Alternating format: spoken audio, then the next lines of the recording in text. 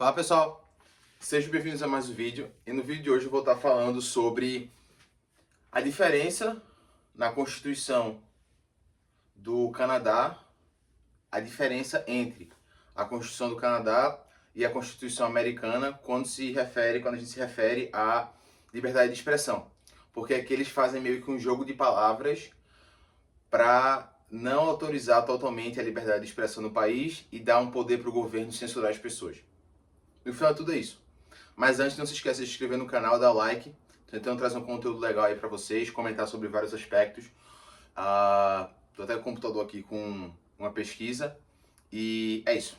Não tô vendendo aposta pra você, cassino online. Tô vendendo curso, tô tentando trazer um conteúdo legal. Então se inscreve aí no canal, dá o like e acompanha os próximos vídeos. Eu tô aqui numa cidadezinha no interior do Canadá. Vou mostrar pra vocês aqui. Dá pra ver? Eu acho que dá.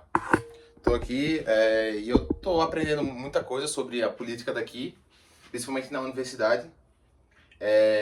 E sempre os meus professores citavam, os professores do outro lado, né, da esquerda, citavam essa ideia de que o Canadá não tem liberdade de expressão, no caso. No caso, assim, uma liberdade para você falar, porque no inglês é meio diferente. Mas você não tem uma liberdade para você falar o que você quer, você tem meio que uma liberdade de expressão, que eles falam, que é, nos Estados Unidos é freedom of speech, que é como se fosse liberdade assim, de expressão, e no Canadá eles fazem um jogo de palavras, eles falam que é freedom of expression.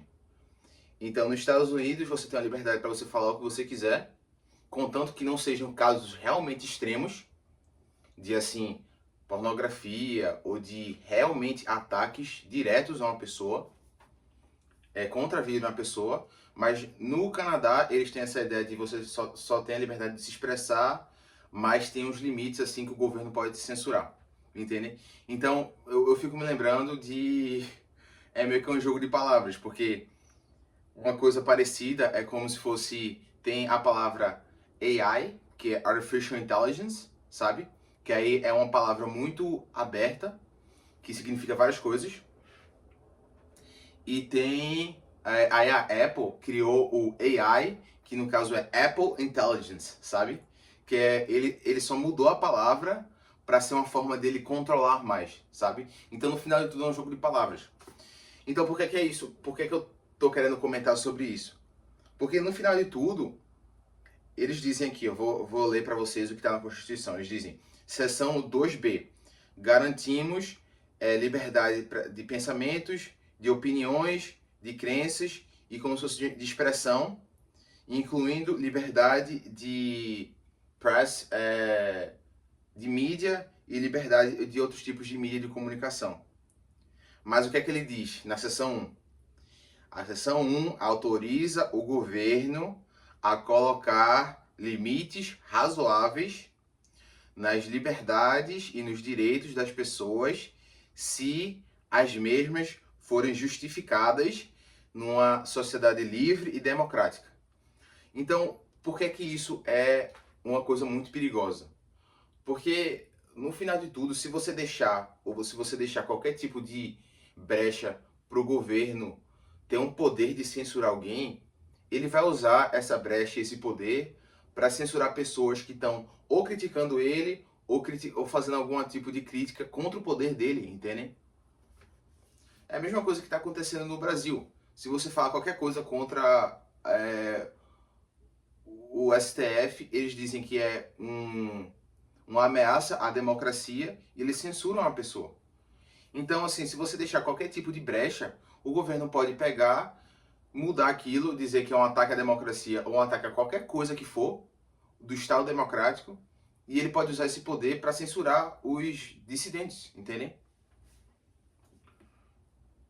Eles dizem, então, continuando, eles falam que limites na expressão, ou na sua expressão, né, os limites que você tem.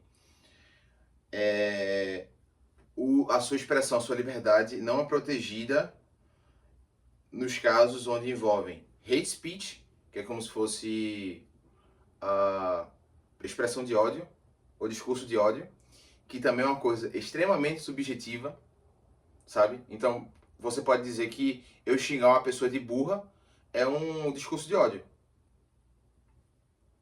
Não pode? Então, assim, quando você não draw the line, quando você não coloca uma linha ou um limite bem realmente aparente e bem definido, o governo vai usar aquilo para subverter o sistema todo por interesse próprio, entende? Ele fala que ameaças de violência, eu dizer que eu vou bater numa pessoa, é ameaça de violência também, mesmo que eu não faça. Difamação e obstrução de justiça e ordens da justiça. Isso aqui é uma coisa realmente física, né? Então, assim, é uma coisa que dá pra ver que a pessoa tá fazendo. Não é uma coisa tão subjetiva quanto falar algo. Qual a diferença que eu tô falando disso? Porque nos Estados Unidos, na primeira amenda deles, eles têm dizendo que o Congresso não tem autoridade de fazer qualquer tipo de lei contra a liberdade de expressão. Então você não pode fazer tipos de leis contra a liberdade de expressão. Tanto que é uma coisa assim que os Founding Fathers, os pais fundadores dos Estados Unidos, rapaziada, eu tenho muita crítica aos Estados Unidos, tá bom? Mas os pais fundadores acertaram nisso, porque eles sabiam que o poder que o governo tem é algo tão grande e tão estarrecedor que ele pode usar esse poder para ir contra indivíduos. E qual é o poder que um indivíduo tem? Entende? Então, no final de tudo, o que eles queriam é proteger o indivíduo do Estado, da máquina pública. Que a gente está vendo aí o que é que ela pode chegar, onde ela pode chegar no Brasil, né? O Brasil aí está sendo um exemplo de o que é que acontece quando você não bota limites no Estado. Eles dizem características. É uma proteção super abrangente. Então ele diz até discurso ofensivo, de ódio e discurso falso são protegidos. Porque no final de tudo, rapaziada, não é que essas coisas são coisas boas, mas no final de tudo é que você não pode dar esse poder para um Estado decidir, entende? Você não pode dar esse poder para um monte de político decidir, um monte de político corrupto decidir o que é bom e o que é ruim. É óbvio que eles vão usar esse poder para por interesse próprio, entende? É por isso que aqui no Canadá eu acho um problema muito grande você ter isso, porque você criticar o governo pode dizer que é discurso de ódio. E eu espero que eles não vejam isso que eu estou falando, porque pode ser que seja um ataque à democracia aqui. É por isso que eu estou fazendo vídeo em português, porque eu espero que eles não, espero que o oficial lá do governo não consiga entender português. Aí quais são os limites que tem nos Estados Unidos? São coisas realmente extremas e que realmente dá para você distinguir. Não é uma coisa subjetiva. Então, incitar ações de barbárie, não é barbárie, mas é como se fosse depredação pública iminente. Então é uma coisa assim, realmente que você tem que provar, o governo tem que realmente provar que a pessoa está realmente incitando uma coisa de violência. Ameaças reais, obscenidade, com a bar lá em cima, pornografia, INFANTIL, e difamação. Entende? Mas assim, só em casos civis. Então é uma coisa assim muito mais definida, o que é que você pode punir, o resto tá liberado, entende? E é isso que deveria ser. O Brasil tem algo similar, porque a gente se inspirou muito nos Estados Unidos, mas foi totalmente subvertido, né? Mas assim, no final de tudo, é isso que eu queria comentar no vídeo de hoje, que é uma coisa assim que com certeza nós tivemos o precedente de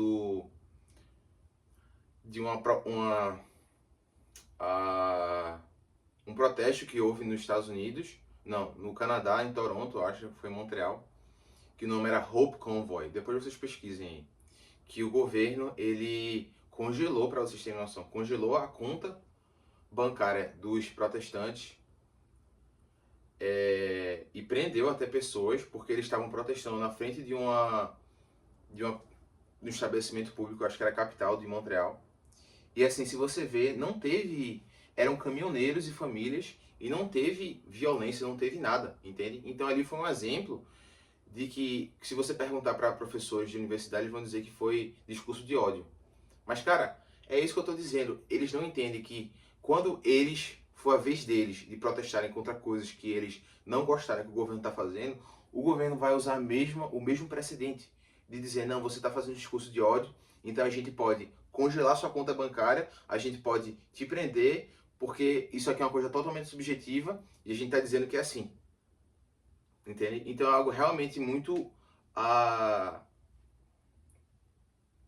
que dá medo mesmo, assim. Você realmente tá você mesmo contra um governo totalmente com um poder gigante, entende? É uma briga assim que não dá pra você brigar. É impossível. Então assim, eu sempre faço a comparação de que o Canadá é aquela filha esquerdista da causa que tem um pai é, milionário, sabe? Que trabalhou muito. Então é a mesma coisa aqui. A gente tem o pai milionário que trabalhou muito e se esforçou muito aos Estados Unidos, e o Canadá é a filha esquerdista que só consegue lutar pela causa por causa do pai que trabalhou muito, entende? E se der algum probleminha aqui na filha, ela só vai e corre pro pai. É a mesma coisa aqui. Quando dá algum problema aqui, os canadenses só cruzam a fronteira e vão para os Estados Unidos. Eles esquecem a ideia todinha da Constituição canadense, dessa ideia centralizada do governo, a ideia todinha de plano de saúde público, tudo público, e eles vão lá pro pai malvadão, sabe? Então era isso que eu queria falar com vocês. Eu espero que vocês tenham gostado do vídeo de hoje. Deixa o like, se inscreve e a gente se vê na próxima. Valeu!